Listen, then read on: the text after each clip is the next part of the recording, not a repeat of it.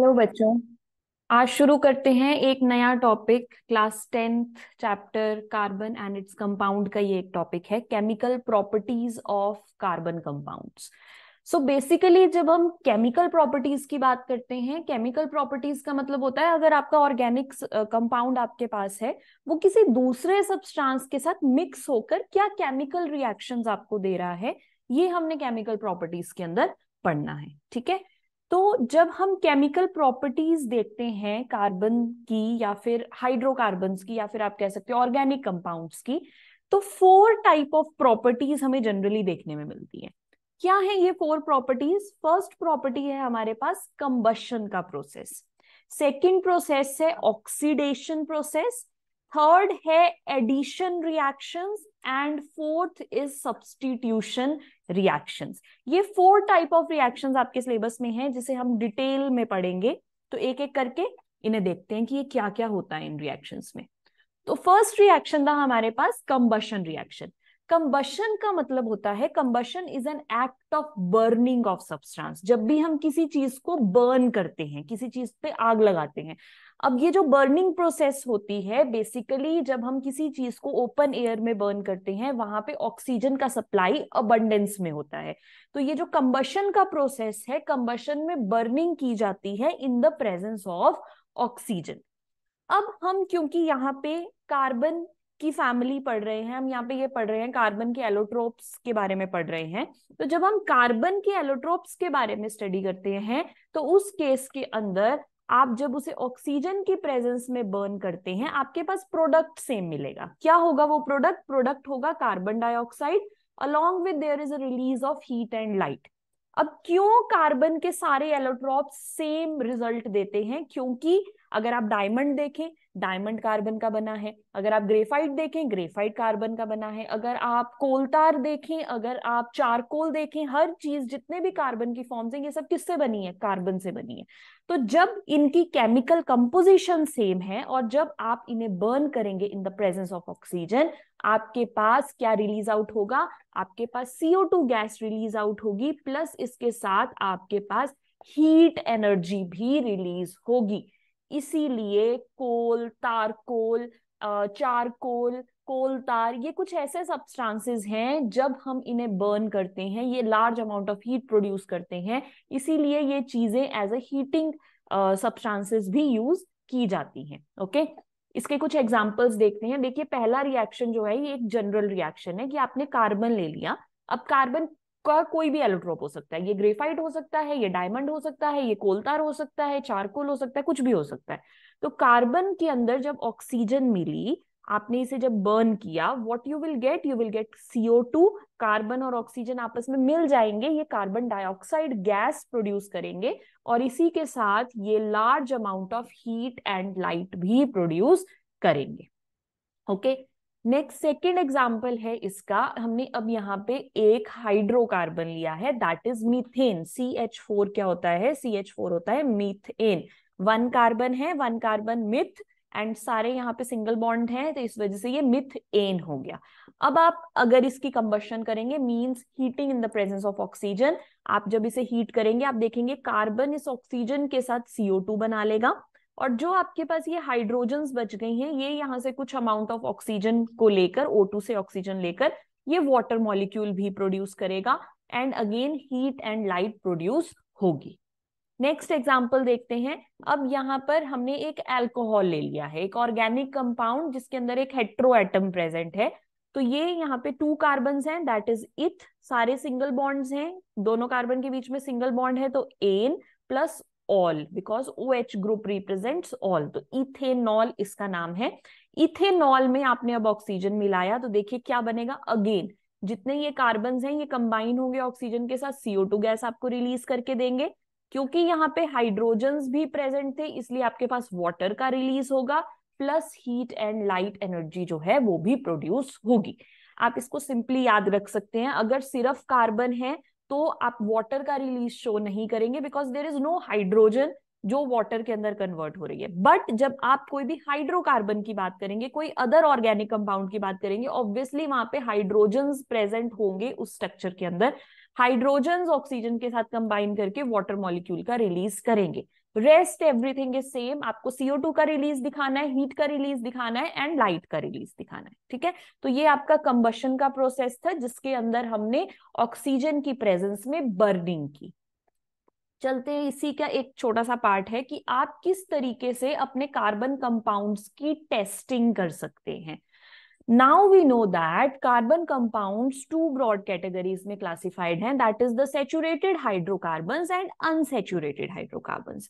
जब हम saturated hydrocarbons की बात करते हैं, फिर से बता रही हूं मैं ये बात, जब भी कार्बन कार्बन के बीच में सिंगल बॉन्ड होता है that is the saturated hydrocarbon, but जब आपके पास डबल बॉन्ड या ट्रिपल बॉन्ड का प्रेजेंस होता है that means that particular compound is the unsaturated hydrocarbon. Okay, अब जब आप इसकी कंबशन करते हैं, मींस आप उसको ऑक्सीजन की प्रेजेंस में बर्न कर रहे हैं, तो क्या कैसे आपको पता लगेगा कि आपको गिवन सब्सटेंस जो है वो एक सैचुरेटेड कंपाउंड है या वो एक अनसैचुरेटेड कंपाउंड है।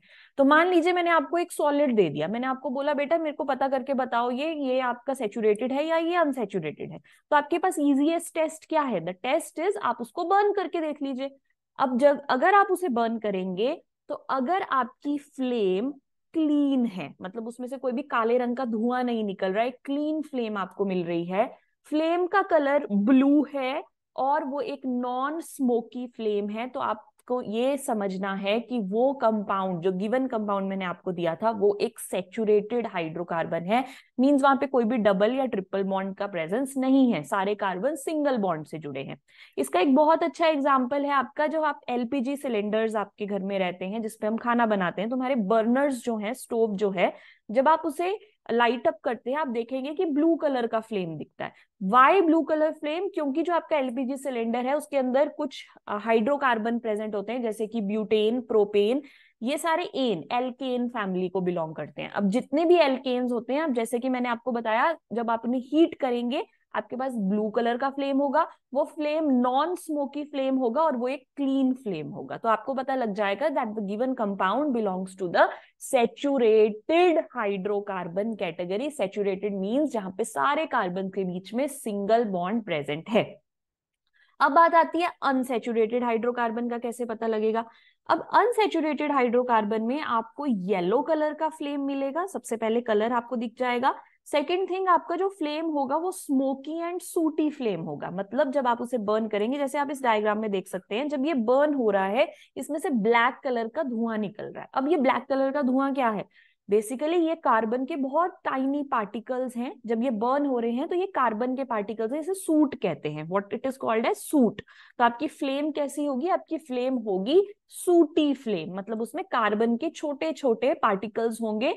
आप इसको ऐसे भी कंसीडर कर सकते हैं, जब हम किचन में हमारा जो LPG सिलेंडर है जब वो खत्म होने वाला होता है, अब उस केस के अंदर क्या होता है, वो आपके बर्तन के बैक साइड पे ब्लैक ब्लैक रेजिड्यू छोड़ के जाता है। इसका रीजन क्या है? इसका रीजन ये है कि जब आपका ऑक्सीजन का सप्लाई बहुत ज्यादा रिड्यूस हो गया है, मतलब जब आपकी जो कंबशन है वो पार्शियल होने लग गई है, क्योंकि आपके LPG सिलेंडर के अंदर अब गैसेस का कंटेंट कम हो गया है। जब ऐसा केस होता है, ऑल्दो आपके गैस सिलेंडर के अंदर सेचुरेटेड हाइड्रोकार्बन है, बट यहाँ प्रॉब्लम ये है कि यहाँ पे ऑक्सीजन का सप्लाई अब लिमिटेड हो गया है, क्योंकि गैसेस जो है वो नियरली खत्म होने लग गई हैं। तो उस केस के अंदर भी आपको सूटी फ्लेम मिलेगी। तो सूटी फ्लेम आपको दो कंडीशन में मिलती है, अनसैचुरेटेड हाइड्रोकार्बन की बर्निंग पे, और अगर आप सैचुरेटेड हाइड्रोकार्बन को लिमिटेड ऑक्सीजन सप्लाई में बर्न करते हैं, उस केस में भी आपको सूटी एंड येलो फ्लेम मिल सकती है। सेम ये चीज आपके किचन में, जैसे मैंने आपको बताया कि आपके बर्तनों के बैक साइड पे आपको ब्लैक कलर का रेजिड्यू मिलता है, वहां से एक इंडिकेशन मिल जाती है कि आपके सिलेंडर जो है वो खत्म होने वाला है, आपको सिलेंडर चेंज करने का नीड है। तो दिस रिप्रेजेंट्स कि बेसिकली यहाँ पे लिमिटेड सप्लाई ऑफ गैसेस हो गई हैं, जिसकी वजह से पार्शियल ऑक्सीडेशन अकर हो रही है, पार्शियल कंबशन अकर हो रही है, और आपकी जो फ्लेम है वो ब्लू कलर से येलो कलर में शिफ्ट हो गई है और वो सूट प्रोड्यूस कर रही है, ब्लैक कार्बन रेजिड्यू प्रोड्यूस कर रही है। सिमिलरली अनसैचुरेटेड हाइड्रोकार्बन में भी ऐसा होता है। आप इसमें कैंडल का एग्जांपल ले सकते हैं। कैंडल में जो वैक्स के वेपर्स प्रोड्यूस होते हैं, वैक्स के अंदर जो सब्सटेंसेस यूज हुए हैं उस कैंडल को बनाने के लिए, वो unsaturated compounds, and unsaturated compounds जब बर्न करते हैं येलो फ्लेम के साथ बर्न करते हैं, और आपके पास रेजिड्यू निकलता है उसमें से, आपको सूटी फ्लेम दिखाई देगी। ठीक है, I hope this is clear about combustion. आगे चलते हैं, हमारा second type of reaction, the second reaction we have over here is the oxidation reaction. Oxidation, oxidation मतलब आपने ऑक्सीजन को ऐड कर दिया है, so addition of oxygen to the substance is called as oxidation. बच्चे कंफ्यूज रहते हैं कि कंबशन और ऑक्सीडेशन में क्या फर्क है। कंबशन में ऑक्सीजन थी बट वहां आप बर्निंग कर रहे थे, आप हीट एनर्जी का सप्लाई कर रहे थे। बट जब हम ऑक्सीडेशन की बात करते हैं, यहाँ पे आप किसी तरीके की बर्निंग नहीं करते हैं, सिर्फ ऑक्सीजन ऐड हो रही है। ठीक है, जब आप ऑक्सीजन को ऐड करते हैं तो या तो वो रिएक्शंस में आप उसको मॉलिक्यूलर ऑक्सीजन के फॉर्म में ऐड कर सकते हैं, मतलब आप अपने रिएक्टेंट में +O2 लिख सकते हैं, या फिर अगर आपको ऑक्सीजन डायरेक्टली ऐड नहीं करनी, आप किसी तरीके के ऑक्सीडाइजिंग एजेंट का यूज कर सकते हैं। ऑक्सीडाइजिंग एजेंट क्या होते हैं, चैप्टर 1 में आपने रिडॉक्स रिएक्शंस पढ़ी थी, वहां हम ये चीज स्टडी करते हैं कि ऑक्सीडाइजिंग एजेंट्स क्या है। फिर से समझा देती हूँ, एजेंट्स क्या है, एजेंट्स मतलब जो उस प्रोसेस को कैरी करने में मदद करवा रहे हैं, मींस केमिकल कंपाउंड। यहाँ पे एजेंट्स क्या है, केमिकल कंपाउंड्स एजेंट्स हैं। ऑक्सीडाइजिंग मींस जो ऑक्सीडाइज करने में मदद करवाए, तो ऐसा केमिकल कंपाउंड जो आपके रिएक्टेंट को ऑक्सीडाइज होने के लिए हेल्प कर रहा है, ऑक्सीजन प्रोवाइड कर रहा है, ऐसा कंपाउंड ऑक्सीडाइजिंग एजेंट कहलाएगा। ऑक्सीडाइजिंग एजेंट अपने आप रिड्यूस होते हैं तभी वो दूसरे कंपाउंड को ऑक्सीडाइज कर पाते हैं। ओके, तो यहाँ पे एक बहुत अच्छा आपकी बुक के अंदर ये एग्जांपल है एनसीईआरटी में, ये आपका इथेनॉल है, 2 कार्बन है, सिंगल बॉन्ड है तो इथेनॉल, और OH ग्रुप है तो ये ऑल, तो इसका नॉमेनक्लेचर हो गया इथेनॉल। जब आपने इथेनॉल लिया, इसमें अब आपके पास 2 तरीके के ऑक्सीडाइजिंग एजेंट आप यूज कर सकते हैं, या तो एल्केलाइन KMnO4 या फिर एसिडिफाइड K2Cr2O7। अगर आप एल्केलाइन पोटेशियम पर मैंगनेट यूज करते हैं, पोटेशियम पर मैंगनेट का जो कलर है वो पर्पल कलर का रहता है ये, ठीक है। और एल्स आप क्या यूज कर सकते हैं, एसिडिफाइड पोटेशियम डाइक्रोमेट, K2Cr2O7 को पोटेशियम डाइक्रोमेट बोलते हैं। आपको हीट करना पड़ेगा इसके साथ थोड़ा सा, तभी ये रिएक्शन कैरी फॉरवर्ड होगा, जल्दी कैरी फॉरवर्ड होगा, और आपको जो यहाँ पे प्रोडक्ट मिलेगा वो एक कार्बोक्सिलिक एसिड मिलेगी। ये कार्बोक्सिलिक एसिड 2 कार्बन की है, तो इथ हमने यूज किया, एन यूज करेंगे क्योंकि दोनों कार्बन के बीच में सिंगल बॉन्ड है, और क्योंकि ये COOH है तो आप यूज करेंगे ओइक एसिड, तो नाम हो गया इसका इथेनोइक एसिड। आप देख सकते हैं इथेनॉल से इथेनोइक एसिड बना, 2 कार्बन की अल्कोहल थी उससे 2 कार्बन का कार्बोक्सिलिक एसिड बना। तो बेसिकली ये जो OH ग्रुप था ये ऑक्सीडाइज हो गया COOH ग्रुप के अंदर। Alcohols are oxidised into carboxylic acid, क्योंकि हमने यहाँ पे आपके बहुत अच्छे 2 ऑक्सीडाइजिंग एजेंट्स डाले थे। देखिए आप दोनों में से कोई एक लिखेंगे, या तो एल्केलाइन KMnO4 डालिए या तो एसिडिफाइड K2Cr2O7 डालिए, ठीक है, दोनों में से कोई एक डालेंगे, हीट करेंगे and what you will get, आपको इथेनॉल से इथेनोइक एसिड मिल जाएगा। ये क्वेश्चन डायरेक्ट पूछा जा सकता है कि आप इथेनॉल से इथेनोइक एसिड कैसे बना सकते हैं, या फिर आपसे पूछ सकते हैं कि आप ऑक्सीडेशन रिएक्शन को एक्सप्लेन करिए, या फिर ये आपको यहाँ पे ऑक्सीडाइजिंग एजेंट आइडेंटिफाई करने के लिए एज MCQ आ सकता है, या फिर आपको ये असर्शन रीजन की तरह क्वेश्चन आ सकता है। तो जो कुछ इसके अंदर आ सकता है वो सब कुछ इस स्लाइड के अंदर है। एक एक्टिविटी डिस्कस करते हैं सेम इसी रिएक्शन के ऊपर। ये आपके पेज नंबर 70 ऑफ एनसीईआरटी पे एक एक्टिविटी दी गई है 4.5।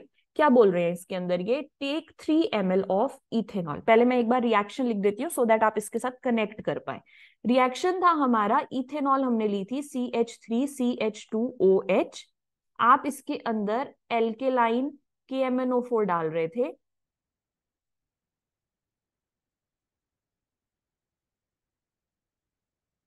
आपने हीट किया साथ में, और आपके पास कार्बोक्सिलिक एसिड बनी CH3COOH, ये आपकी कार्बोक्सिलिक एसिड बनी। अब देखिए ये क्या बोल रहे हैं कि आपने इथेनॉल कितना लिया, आपने 3 ml इथेनॉल एक टेस्ट ट्यूब के अंदर ले लिया, आपने उसे थोड़ा सा वार्म कर लिया। देखो वार्म करने पे क्या होगा, वार्म करने पे जो रिएक्शन है वो थोड़ा सा फास्ट हो जाएगा, बिना हीट किए भी रिएक्शन होगा, बट वार्म करने पे आप थोड़ा सा इसे जब हीट करेंगे तो आपका रिएक्शन थोड़ा सा फास्ट हो जाएगा। अब जब भी हम अल्कोहल्स को हीट करते हैं, हम उसे डायरेक्ट फ्लेम पे ले जाके हीट नहीं करते हैं, आपको उसे वाटर बाथ के ऊपर हीट करना होता है, सो दैट आपकी टेस्ट ट्यूब ब्रेक ना हो जाए, या फिर ये सब्सटेंसेस जनरली कंबस्टेबल होते हैं, ये बहुत जल्दी आग पकड़ लेते हैं, इस वजह से आपको इसको वाटर बाथ के ऊपर हीट करना है। अब आप क्या करेंगे, इसके अंदर ये जो KMnO4 हमारा ऑक्सीडाइजिंग एजेंट है, आपने इसका 5% सॉल्यूशन बनाया है और आपने इसे ड्रॉप वाइज इसके अंदर ऐड किया है। 5% सॉल्यूशन आप कंसीडर कर सकते हो कि 5 ml आपका पोटेशियम परमैंगनेट है और आपने उसमें 95 ml जो है वो वाटर ऐड किया है, और आपका टोटल जो परसेंटेज है कॉन्सेंट्रेशन ऑफ द सॉल्यूशन है वो 100 ml का सॉल्यूशन है, तो ये 5% सॉल्यूशन हो गया। अब ये क्वेश्चन पूछ रहा है कि does the colour of potassium permanganate persist when it is added initially, तो इसका आंसर होगा नो।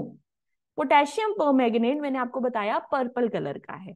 अब देखिए, जब आप इस पोटेशियम परमैंगनेट को इनिशियल स्टेज में इस अल्कोहल में ऐड करेंगे, तो ये पोटेशियम परमैंगनेट ऑक्सीडाइजिंग एजेंट है, तो ये इस अल्कोहल को ऑक्सीडाइज करने में मदद करवा रहा है। तो बेसिकली ये अपने स्ट्रक्चर को ब्रेक करेगा, तभी तो दूसरे सब्सटेंस को ऑक्सीडाइज करवा पाएगा। तो अगर इनिशियल स्टेज में KMnO4 पर्पल था और आपने जैसे ही उसे सॉल्यूशन के अंदर डाला, उसने अपने आप को ब्रेक किया, ब्रेक करने की वजह से क्योंकि उसके स्ट्रक्चर के अंदर चेंज आया, तो आपका पर्पल कलर नहीं आएगा। क्यों? क्योंकि वो पर्पल कलर का सब्सटेंस तभी होगा जब वो एक्चुअल KMnO4 है। मिक्सचर आपके 3 ml अल्कोहल में डालने के बाद वो ब्रेक हो गया KMnO4 और उसने अपनी ऑक्सीजन अल्कोहल को दे दी ताकि वो कार्बोक्सिलिक एसिड बना सके। तो जब तक आपका 3 ml of alcohol carboxylic acid में कन्वर्ट हो रहा है, तब तक आपके पास पर्पल कलर शो नहीं होगा। फिर जैसे ही ये 3 ml पूरा का पूरा 3 ml of alcohol carboxylic acid में कन्वर्ट हो जाएगा। अब अगर आप फर्दर KMnO4 ऐड करेंगे, तो अब KMnO4 के पास इथेनॉल है ही नहीं जिसे वो ऑक्सीडाइज करे।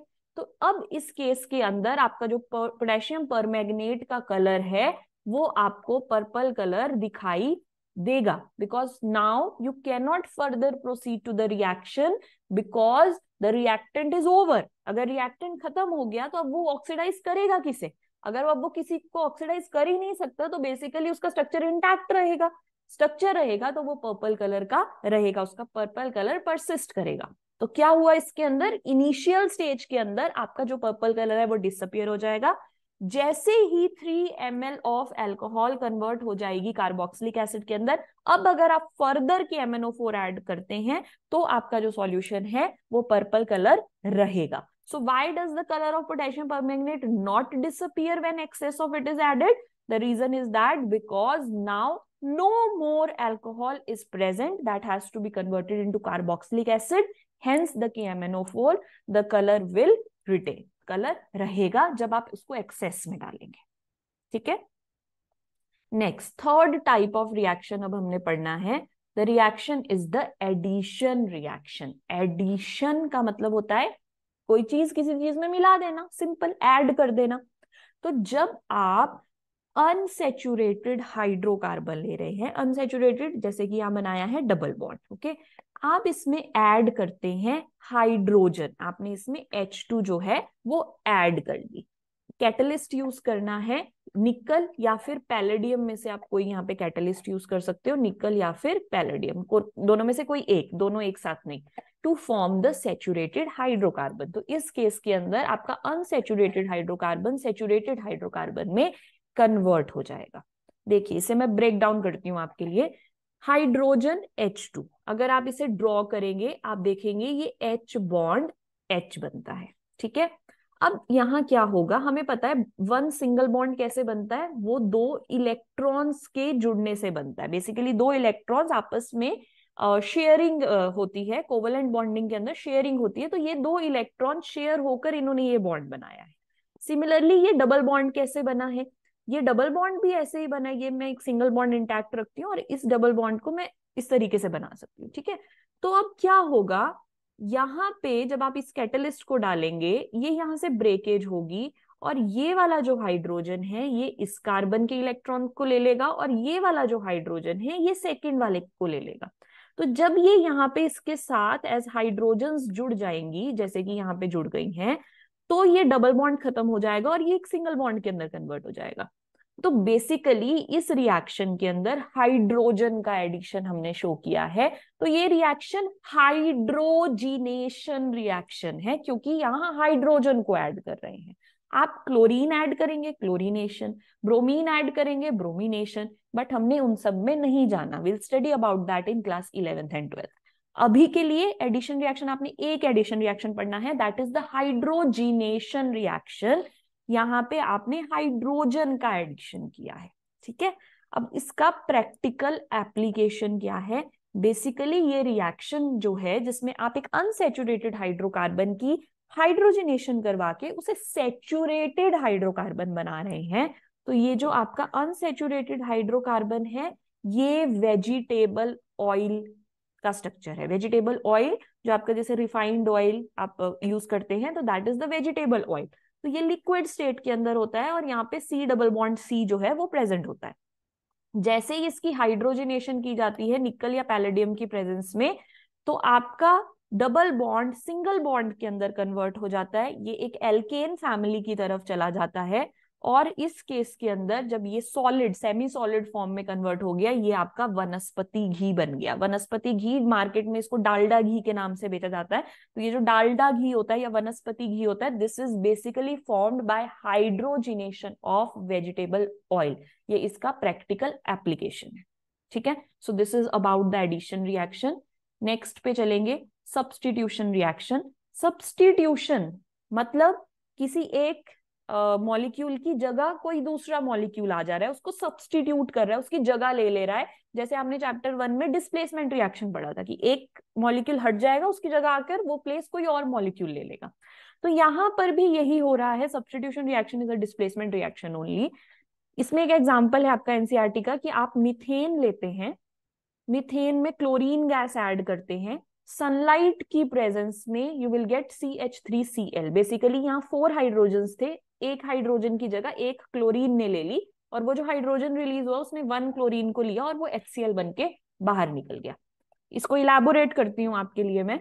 अगर आप इन बॉन्ड्स को ओपन करेंगे, इस तरीके से हाइड्रोजन्स लगा देंगे, plus Cl bond Cl, light की प्रेजेंस में ये रिएक्शन होता है, सनलाइट बेसिकली। तो क्या होगा, ये वाला जो क्लोरीन है और ये जो हाइड्रोजन है, ये दोनों आपस में कंबाइन हो जाएंगे। क्यों कंबाइन होंगे? क्योंकि HCl एक आयनिक कंपाउंड है और उसको उसके बनने की जो प्रोबेबिलिटी है वो बहुत ज्यादा है। क्यों? क्योंकि HCl एक हमें पता है आयनिक कंपाउंड्स के अंदर ज्यादा अच्छी बॉन्डिंग होती है, स्ट्रॉन्ग बॉन्डिंग होती है। तो इस वजह से HCl बनने की प्रोबेबिलिटी यहाँ पे इंक्रीज हो गई। तो जैसे ही ये HCl बन के रिलीज होगा, सेम वही स्टोरी, अगर ये एक बॉन्ड है तो मतलब ये 2 इलेक्ट्रॉन से बना है। तो जब हाइड्रोजन इसे यहाँ से छोड़ के जाएगा और ये क्लोरीन जब इस दूसरे क्लोरीन को यहाँ से छोड़ के जाएगी, तो यहाँ इसका एक इलेक्ट्रॉन रह गया और ये इलेक्ट्रॉन यहाँ पे रह गया। तो बेसिकली जब ये रिलीज आउट हो जाएंगे, तो ये क्लोरीन का एक इलेक्ट्रॉन इस वाले इलेक्ट्रॉन के साथ जाकर शेयरिंग कर लेगा और कोवलेंट बॉन्ड बना देगा। तो आपके 3 हाइड्रोजन अपनी प्लेस पे हैं, बट जो एक इलेक्ट्रॉन यहाँ था बच गया हुआ और एक इलेक्ट्रॉन का क्लोरीन बच गया था, ये दोनों आपस में मिलके क्या करेंगे, एक सिंगल बॉन्ड क्रिएट कर लेंगे और आपके पास बन जाएगा CH3Cl मॉलिक्यूल। इसका नॉमेनक्लेचर क्या होगा? Cl as a prefix use होता है, तो ये है आपका क्लोरोमीथेन, ये इसका नाम है। आप इसको 1 क्लोरोमीथेन भी लिख सकते हो। मीथेन में एक्चुअली 1 कार्बन है, तो यहाँ पे नंबरिंग की नीड नहीं है। This is chloromethane. So methane is converting into chloromethane in the presence of sunlight. Basically यहाँ क्लोरीन ऐड हुआ है, तो ये एक तरीके से क्लोरीनेशन रिएक्शन भी है। और यहाँ पे जो HCl है एक आयनिक कंपाउंड बन के यहाँ पे रिलीज आउट हो गया है। तो ये आपका सब्स्टिट्यूशन रिएक्शन था जिसके अंदर हाइड्रोजन की जगह आकर क्लोरीन ने ले ली। So this is a substitution reaction. So ये 4 टाइप ऑफ रिएक्शंस हमने इसमें पढ़े। आपका हमने सबसे पहले कंबशन पढ़ा, ऑक्सीडेशन पढ़ा, फिर हमने आपका एडिशन रिएक्शन पढ़ा और सब्स्टिट्यूशन रिएक्शन पढ़ा। ये 4 रिएक्शंस आपके सिलेबस के अंदर है। And that was all about this topic, chemical properties of carbon. I hope you have learned a lot from this particular video. Please let me know what other topics you want to study. Thank you so much. Keep learning. Take care. Bye-bye.